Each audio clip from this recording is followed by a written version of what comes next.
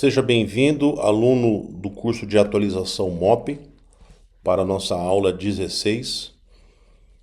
Direção defensiva é a última aula do tema. Falaremos nessa aula sobre regras de ultrapassagem, como evitar sinistros, pontos cegos, comportamento seguro, álcool e substâncias psicoativas. Finalizando então o nosso módulo de direção defensiva. Como ultrapassar e ser ultrapassado. Antes de falarmos sobre isso ou relembrarmos sobre esse assunto, é importante falarmos sobre alguns conceitos já definidos. O primeiro conceito é sobre a faixa de trânsito, né? Qualquer uma das áreas longitudinais em que a pista pode ser subdividida, sinalizada ou não por marcas viárias longitudinais que tenham uma largura suficiente para permitir a circulação de veículos automotores. Então, esse espaço demarcado é uma faixa de trânsito, certo? Aqui uma faixa de trânsito da direita e aqui uma faixa de trânsito da esquerda. Transposição de faixa é a passagem de um veículo de uma faixa demarcada para outra. Então, quando eu saio com o meu veículo de uma faixa e me desloco para outra faixa, eu passo, né, eu faço a transposição de faixa, tudo bem? Passagem por outro veículo. É o movimento de passagem à frente de outro veículo que se desloca no mesmo sentido, em menor velocidade, mas em faixas distintas da via. Então, para ser considerada ou considerado passagem, né, por outro veículo, a primeira característica é que os dois se deslocam no mesmo sentido, né? Mas em faixas distintas, certo? Um em menor velocidade que o outro, porque daí o que está em maior velocidade passa pelo outro. Mas não há mudança de faixa, porque cada um está em uma faixa, tudo bem? Então entende-se a partir daí que para acontecer esse movimento, a pista tem que ter quantas faixas no mesmo sentido? 2. Isso aí é lógico, tá? Tranquilo? Muito bem. Ultrapassagem, aí já é outro conceito, né? É o movimento de passar à frente de outro veículo que se desloca no mesmo sentido. Então os dois também estão no mesmo sentido e o que está sendo ultrapassado está em menor velocidade, porém eles estão na mesma faixa, necessitando o veículo que vai ultrapassar sair e retornar à faixa de origem. Então, nessa situação aqui, esse veículo branco, ele vinha na mesma faixa e aí ele se desloca para a esquerda, ultrapassa o vermelho e retorna à faixa dele de origem. É o que está falando. Necessita sair e retornar à faixa de origem. Da mesma maneira que a passagem, que é o slide anterior, para ocorrer este movimento, aí existem duas situações. Ou a pista pode ter duas faixas ou mais, como essa, ou ela pode ter só uma. Imagine, por exemplo, que essa marcação aqui fosse amarela, certo? Faixa seccionada amarela. Permite a ultrapassagem. Só que aqui viria um veículo na contramão, não é verdade? Ou na mão dele, mas na minha contramão, eu que estou aqui, não é? Então, então é por isso que me obriga a estar aqui e realizar somente um movimento de ultrapassagem e voltar. Porque eu não posso ficar o quê? Circulando na contramão da pista, não é verdade? Por isso, então, essa obrigatoriedade de sair e retornar à faixa de origem. Agora, nessa situação aqui, que é uma faixa branca, eu posso também sair e voltar, né, para que deixe livre a faixa da esquerda. Tudo bem? Tranquilo? Seguindo. Manobra de ultrapassagem.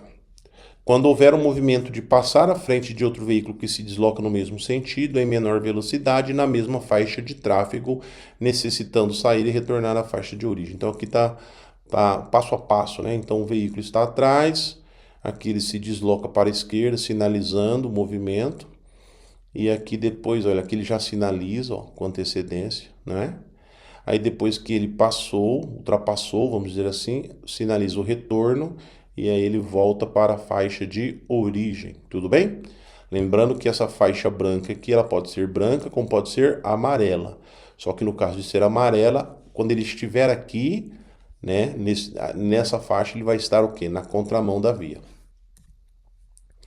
Distância de aproximação. A distância de aproximação é uma distância que eu preciso manter do veículo que eu quero ultrapassar, mantendo uma aceleração maior que o veículo da frente e, ao mesmo tempo, observando as regras de segurança para a ultrapassagem já mencionadas. A distância de aproximação é maior que a distância de segmento. Podemos concluir que a distância de segmento é o limite entre a distância de aproximação e a aproximação demasiada perigosa. Então, para falarmos sobre distância de aproximação, eu tenho que lembrar a distância de segmento. A diferença das duas é que a distância de segmento eu estou numa velocidade constante. No momento que eu estou imprimindo em meu veículo aqui uma velocidade maior que a desse, eu vou chegar em um determinado momento que eu vou ter que ultrapassá-lo, não é verdade? Porém, e a partir daí eu tenho que ver algumas coisas. Primeiro, a regra da sinalização, se me permite fazer esse movimento. No caso aqui não permite, porque está uma faixa aqui o quê? Longitudinal, não é? É contínua, então não me permite fazer um deslocamento lateral. Mas vamos imaginar que permitisse. A segunda coisa que eu tenho que observar é se não vem nenhum veículo aqui nessa mão contrária. E aí que eu falo a questão da distância de aproximação. Porque quando eu estou afastado desse veículo, em uma distância suficiente, eu preciso ter segurança para observar e ver a mão contrária de forma segura. Eu não posso estar muito próximo desse veículo aqui, fazendo esse movimento lateral para visualizar se vem algum veículo aqui na outra mão, na outra faixa. Tudo bem? Aqui, dentro da ideia dessa imagem, nós temos uma via larga, uma faixa larga, mas não é o normal que nós encontramos, né? A faixa aqui, ela, em sua maioria, é uma faixa certinho da largura do veículo. A partir daí, qualquer movimento lateral para a esquerda aqui, o meu veículo já vai estar o quê? Comendo faixa aqui, não é verdade? É o termo que a gente usa. E aí já traz um perigo para o motorista fazer esse movimento lateral. É por isso então que quando eu estou afastado desse veículo numa distância de aproximação, eu consigo ter um ângulo de visão maior, de forma que eu não me preocupe em fazer esse deslocamento lateral, né, correndo risco de segurança. Tudo bem? E é por isso que ele fala que a distância de aproximação é maior que a distância de segmento. É o limite. Porque no momento que eu entro na distância de segmento, eu já estou correndo risco também, porque qualquer movimento brusco desse veículo, eu estou atrás, eu vou sofrer as consequências. Então eu preciso fazer uma ultrapassagem mantendo uma distância segura.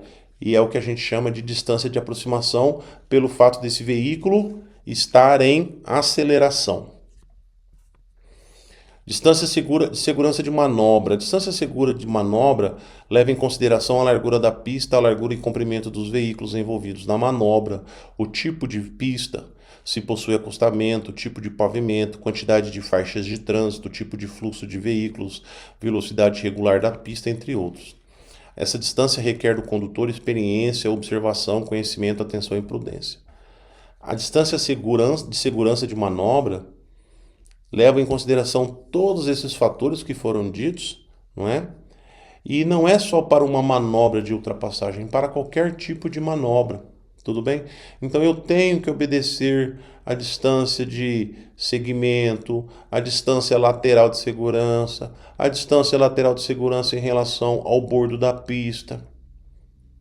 Quantas faixas de trânsito tem? Uma série de situações, tá? Aqui vamos dar um exemplo. Ó. Esse veículo aqui, ele acabou de ultrapassar esse outro. E a partir dessa distância, ele pode retornar. Tudo bem? Essa é uma distância também prevista como uma distância segura para realizar uma manobra. De forma que eu não force este veículo a frear. Não é verdade? Certo? Então, acontece muito a situação do veículo fazer a ultrapassagem e quando ele está aqui, ele já forçar aqui o retorno, não é verdade? Aí o veículo que está atrás, ele é obrigado a frear. E nós, como motoristas de veículos de carga pesado, principalmente que transporta produtos perigosos, nós nos preocupamos com essa situação no sentido de que os veículos pequenos não têm ideia da dificuldade que é frear um veículo pesado como o nosso. E eles às vezes nos obrigam. Então aí vem a questão que eu até falei quando demos a aula sobre regras e normas de circulação, de ao observarmos um veículo nos ultrapassando, nós já diminuímos a velocidade do nosso veículo para não termos que frear bruscamente no caso de um possível retorno deste veículo à nossa faixa. Certo, pessoal? Distância lateral de segurança. A distância lateral de segurança que temos que ter para com as bicicletas é de 1,5 m. Porém, durante manobras de ultrapassagem e passagem entre veículos motorizados, a distância lateral de segurança varia, levando em consideração os mesmos fatores citados no slide anterior, do que falou sobre a distância de segurança de manobra. O condutor experiente necessita avaliar cada situação tomando a decisão correta, buscando sempre a segurança de todos os usuários da via. Velocidade, tamanho da pista, tempo, clima, tipo de pista, o veículo que eu estou ultrapassando, qual que é o peso dele, o tamanho dele. Tudo bem? Se eu estou num aclive, num declive. Procedimentos corretos para ultrapassagem são... Vamos ver. Nas situações de ultrapassagem, o motorista deve verificar antes se o espaço é suficiente para a ultrapassagem, considerando não só a distância em que se encontram os veículos que venham em sentido contrário, mas também o fato de que as velocidades dos veículos que trafegam em sentidos opostos se somam. Sinalizar sempre e com a devida antecedência, tanto para o veículo que pretende ultrapassar, quanto para o que vem atrás, para que saibam a sua intenção. Imprimir velocidade superior à do veículo que deseja ultrapassar, sem colocar em risco a segurança no trânsito. Ao ultrapassar outro veículo, só retornar à sua faixa após a ultrapassagem se completar. Manter os indicadores de mudança de direção ligados durante toda a ultrapassagem. Em qualquer ultrapassagem, o condutor deverá sinalizar à esquerda e, antes de iniciar a manobra, verificar pelo retrovisor se outro veículo não teve a intenção de ultrapassá-lo. Só depois disso deve iniciar a manobra. Para finalizar, olhar o retrovisor da direita, observando a distância de segurança do veículo ultrapassado, sinalizar e então voltar para sua faixa. Ao ser ultrapassado por outro veículo, nunca tentar impedi-lo sob perigo de oportunizar competição perigosa. Facilitar a ultrapassagem mantendo a velocidade que está trafegando. Não acelerar o veículo ao ser ultrapassado. E, se necessário, diminuir a velocidade a fim de evitar uma emergência ou sinistro. É o que nós estamos falando, né? Já há algum tempo.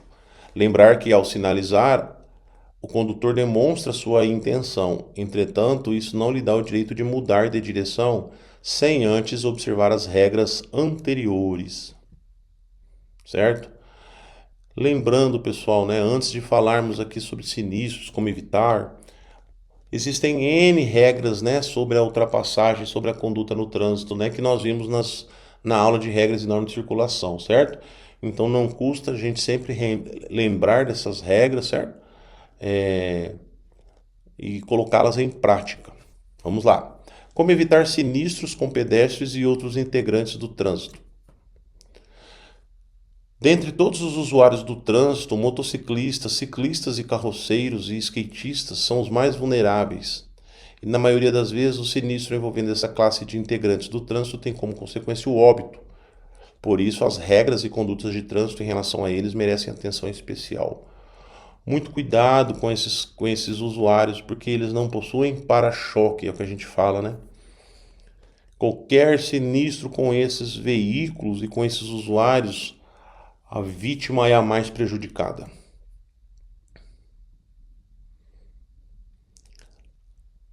A motocicleta, por ser um veículo pequeno, muito menor que o veículo de 4 rodas, possui características que nos obrigam a ter maior atenção. Uma delas é a dificuldade em definir, em caso de aproximação, qual a velocidade e a distância que a motocicleta se encontra. É por isso que a luz do farol dianteiro tem muita importância para este tipo de veículo. Quando o farol está desligado, as chances da motocicleta não ser observada aumentam muito. É por isso que quando paramos no cruzamento, pessoal, nós devemos observar 1, 2, 3 vezes se não vem nenhum veículo, principalmente motocicleta, porque só naquela primeira olhada, às vezes a motocicleta não é observada, tá? E devemos imobilizar totalmente o nosso veículo, porque muitos eles só dão aquela diminuída na velocidade, jogam uma segunda, né? Quase para e olham de uma forma rápida, mas às vezes a motocicleta ela vem se escondendo, né? Ali na coluna da porta, né, ou em outro ponto cego, e aí acaba que ela não é observada. O condutor do veículo de transporte de produtos perigosos sempre deve buscar observar a presença de motocicletas, ciclistas, carroceiros e pedestres nas proximidades do seu veículo. Procure o contato visual com esses usuários. Dirija com calma, sempre observando o lado direito do seu veículo, próximo da guia da calçada. Observe a aproximação de pedestres e ciclistas pela calçada e faixas de pedestres. Nas rodovias, muito cuidado com o acostamento e com entradas das vias laterais, locais que geralmente possuem aglomeração de pessoas e animais. A principal atitude para ver e ser visto é o controle da velocidade. Sempre entre o seu veículo, principalmente se for de grande porte, e a guia da calçada, o meio-fio, vai ter um espaço e os motociclistas vão entrar ali, os ciclistas vão entrar ali, pedestres vão estar ali. Então, você deve estar muito atento com esse espaço. O espaço esquerdo do veículo é até mais fácil de visualização, porque eu estou ali na cabine. Então é só eu olhar pela janela ali, como é um veículo alto, eu olhar meio que para baixo, eu já consigo observar. Agora, o lado direito é mais complexo, então eu preciso redobrar a atenção para esse espaço e para situações de manobras que eu vou para a direita, para que eu não feche esse veículo, tá? Num caso de um sinistro aí com veículos de grande porte e esses usuários, a consequência é óbito. É muito difícil a vítima sobreviver. Pontos cegos, como evitá-los? E já falando de pontos cegos, então vamos a eles. Pontos cegos são lugares onde, mesmo olhando pelos retrovisores ou devido às colunas do automóvel de 4 ou mais rodas, não é possível ver totalmente. Os pontos cegos ocorrem em qualquer tipo de veículo. Os principais pontos cegos de um veículo de 4 rodas são as partes próximas do chão logo à frente, as laterais, as diagonais da frente e de trás e a traseira do veículo. Vale lembrar que o veículo de grande porte possui maior quantidade de pontos cegos, o que facilita alguns tipos de sinistro. A partir desse entendimento, o motorista responsável pela condução dos veículos de transporte de produtos perigosos de médio e grande porte deve sempre estar atento, cuidar não somente da sua direção, mas também de outros usuários que se deslocam próximos a ele. Buscar sempre nos retrovisores a aproximação de veículos pequenos, principalmente as motocicletas e bicicletas. Observar tudo o que se passa em torno do veículo durante a condução é fundamental para garantir a segurança no trânsito. Por isso, todos os veículos possuem espelhos retrovisores. A primeira dica para evitar que os pontos cegos dificultem sua condução é ajustar os espelhos para sua melhor visão. No entanto, mesmo com os espelhos ajustados durante a manobra de ultrapassagem, em algum momento certamente o veículo que lhe ultrapasse entrará no seu ponto cego. Durante qualquer tipo de manobra, mudança de faixa, conversão, retorno e ultrapassagem, manobras de marcha ré nos locais de atendimento, entre outras, procure observar os pontos cegos. Pode haver algum veículo trafegando nesta região.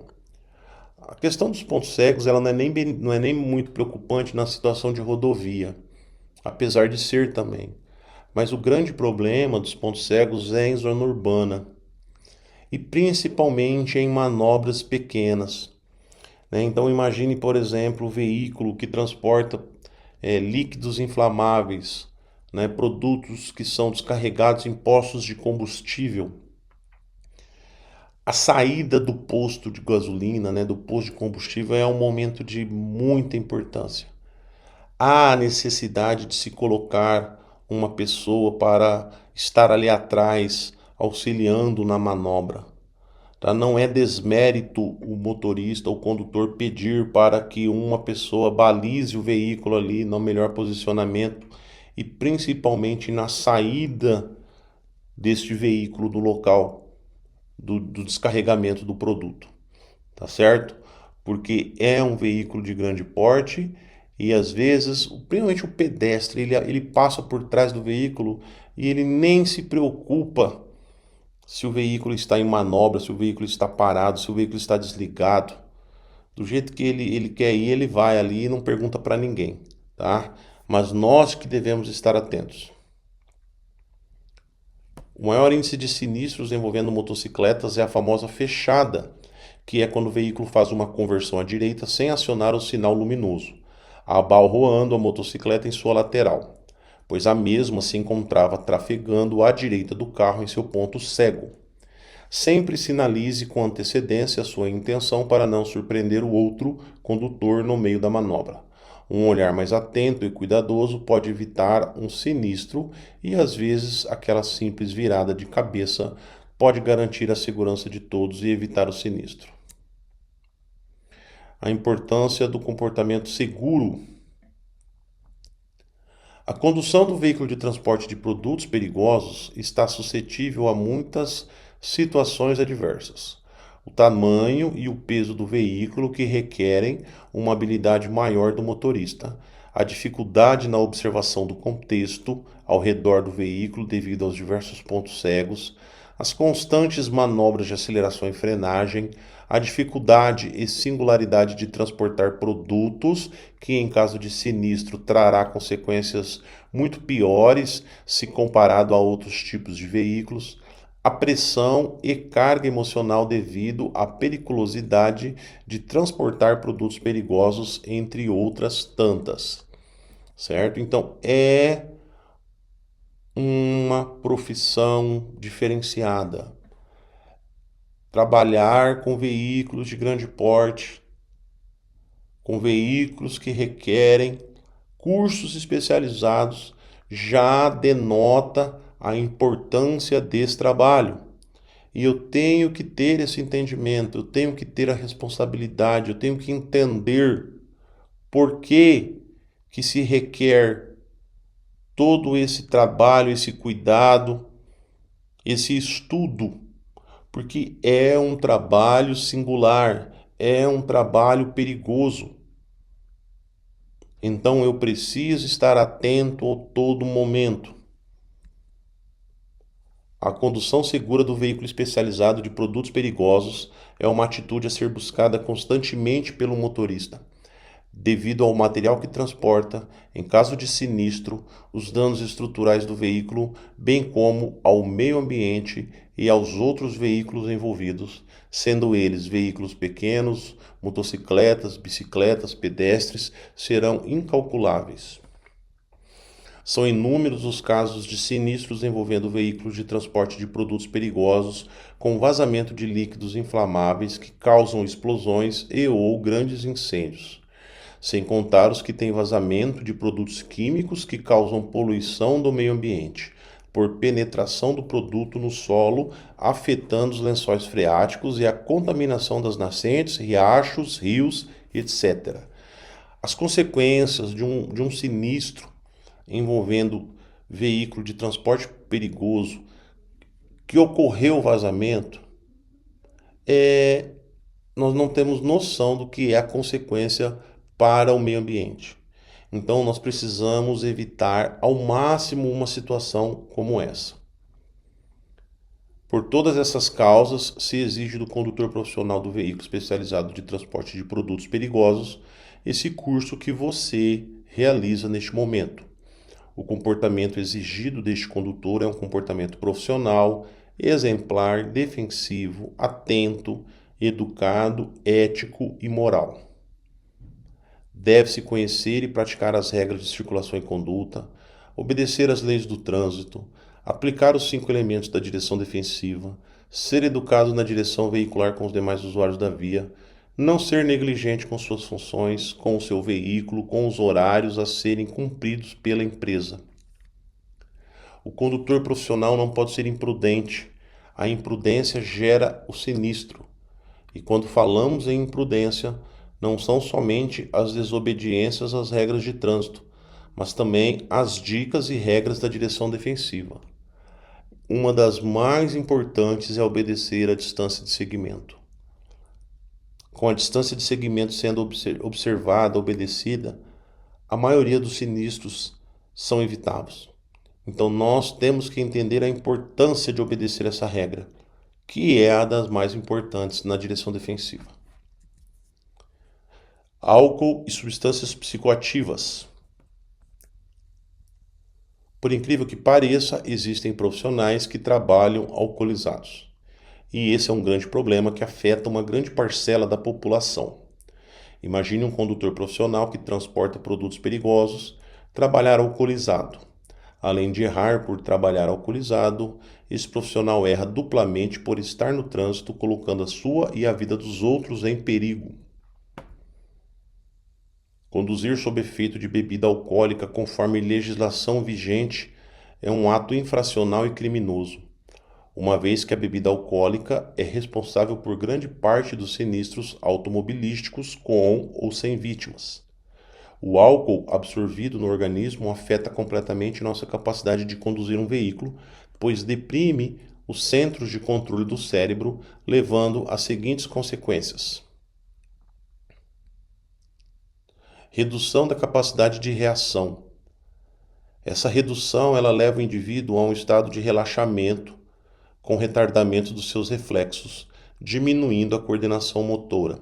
Eu dei um exemplo para vocês no que chamamos de distância de reação, que faz parte da distância de parada total do veículo.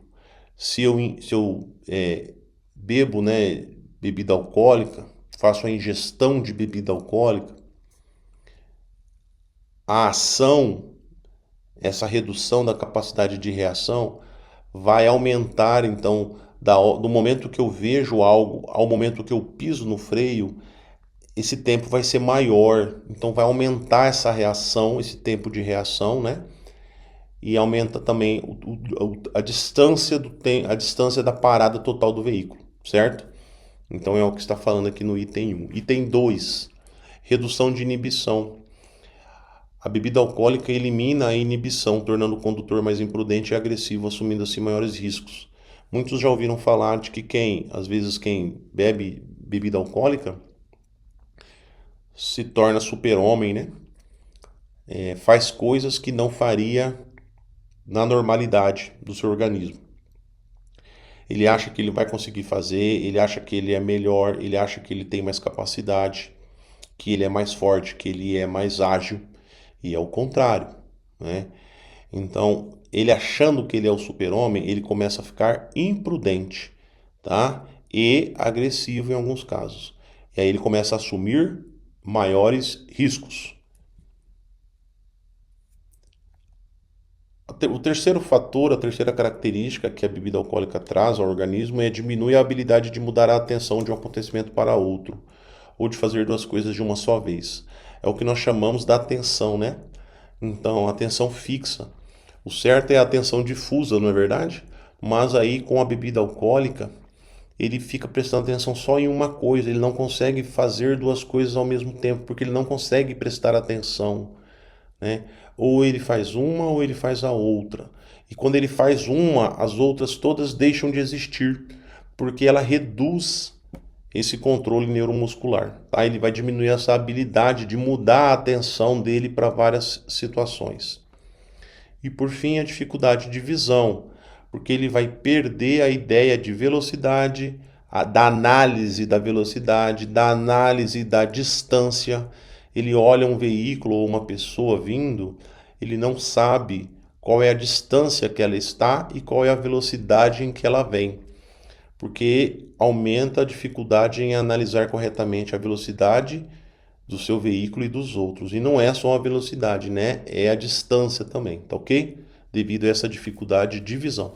Então são 4 fatores, são 4 características ruins para quem dirige, não é verdade? O efeito do álcool no organismo vai depender muito do organismo de cada um. Para se analisar o efeito do álcool no organismo, tem que se levar em consideração 1. A massa corpórea. 2. Quantidade de alimentos e água ingeridos. 3. Quantidade de bebida ingerida. E 4. Tempo transcorrido após a ingestão. Esses 4 fatores, eles vão alterar o efeito do álcool no organismo, tá? Porque cada organismo tem esses fatores diferentes um do outro. E a partir daí, o efeito será diferente. Tudo bem? Infração de trânsito conforme o CTB. O CTB ele traz, né, o artigo do efeito do álcool, né, e o crime também, certo? O artigo em relação à infração de trânsito e o artigo referente ao crime. Então nós vamos falar aqui dos dois. Na questão da ingestão de bebida alcoólica e vista pelo CTB como infração de trânsito, está descrito no artigo 165. Condutores flagrados no teste do etilômetro com concentração de álcool de 0,05 mg por litro a 0,33. Artigo 165. Infração gravíssima. Dirigir sob a influência de álcool ou de qualquer outra substância psicoativa que determine dependência. Penalidades: multa vezes 10, suspensão do direito de dirigir por 12 meses e curso de reciclagem para condutor infrator. Então essas são as penalidades. Aí você pode me perguntar, mas professor, por que 0,05? Não é a lei seca, não pode beber nada? Esse 0,05 é o limite do erro do aparelho, então já se dá essa margem do erro, tudo bem? De 0,05, tá? O Inmetro que obriga essa margem de erro. Por isso que ele começa a contar a partir do 0,05, tá? Ele descarta até o 0,04, tudo bem? E no crime, artigo 306, né? Então, já os condutores flagrados no teste do etilômetro com concentração de álcool acima de 0,33, além do artigo 165, que foi o que eu li no slide anterior, ele vai responder por crime de trânsito. Dirigir sob a influência de álcool ou de qualquer outra substância psicoativa que determine dependência. A pena é detenção de 6 meses a 3 anos, multa e suspensão ou proibição de se obter o direito, proibição de se obter a permissão ou habilitação para dirigir veículo automotor. Tudo bem? Então, a pessoa flagrada no mais que 0,33, ele responde pelos dois: infração de trânsito e crime de trânsito. Joia? Agravantes do crime. Lembrando que no caso do crime, conforme o artigo 298 do CTB, as agravantes para a aplicação da penalidade são com dano potencial para 2 ou mais pessoas ou com grande risco de grave dano patrimonial a terceiros. Isso aqui é lógico que ocasionar um sinistro, não é verdade? Que com um veículo de transporte de produtos perigosos, o risco de acontecer isso é alto. E o 5, quando a sua profissão ou atividade exigir cuidados especiais com o transporte de passageiros ou de carga. Aí já enquadrou os 5 já na situação dos condutores especializados. Observe que os itens 1 e 5 remetem diretamente ao trabalho do motorista que transporta passageiros e cargas. Então, motorista, se você for dirigir, não beba, e se for beber, não dirija. De forma alguma misture sua profissão com a bebida alcoólica. Caso você tenha essa prática, procure ajuda médica especializada imediatamente. Substâncias psicoativas. Uma substância psicoativa, substância psicotrópica, droga psicotrópica ou simplesmente psicotrópico é uma substância química que age principalmente no sistema nervoso central, onde altera a função cerebral e temporariamente muda a percepção, o humor, o comportamento e a consciência. Alguns condutores profissionais que dirigem, sejam por pura irresponsabilidade ou para afastar o cansaço dos longos períodos de direção, ingerem drogas e medicamentos para afastar o cansaço e o sono. Existem situações, inclusive, pessoal, de remédios para dor. Muitos motoristas desenvolvem dor nas pernas, na coluna, na lombar, nos pés, e a partir daí começam a usar o uso corrente de remédios para dor. E esses remédios para dor, eles também afetam a questão do sono, do cansaço, né? Da sonolência, tudo bem? O enorme risco gerado por essas substâncias é o adiamento da necessidade natural do descanso do organismo e o surgimento dos efeitos colaterais perigosos, como alterações sensoriais, tonturas, sonolências, entre outros. Tá? Até aqui falando de psicotrópicos, né, pessoal? Aí a gente fala dos remédios agora. No caso dos remédios, cabe ao profissional conhecer detalhadamente o medicamento que utiliza, ler atentamente a bula, prestar atenção especial aos possíveis efeitos e tomar as medidas de segurança recomendadas pelo médico, certo? Então, pessoal, é importante tomar esses cuidados em relação aos medicamentos que eu utilizo, né? E nunca, jamais, né, querer suprir sono com drogas. Tá bom, pessoal? Tudo bem? Isso não é uma recomendação, isso é uma ordem, não é? Tranquilo? Finalizamos aqui o nosso módulo de direção defensiva, fechando aí com a nossa aula 16. Próximo módulo, a gente entra no módulo de noções de primeiros socorros, combate a incêndio, tá bom? E convívio social. Tá joia, pessoal? Um grande abraço e até a próxima aula.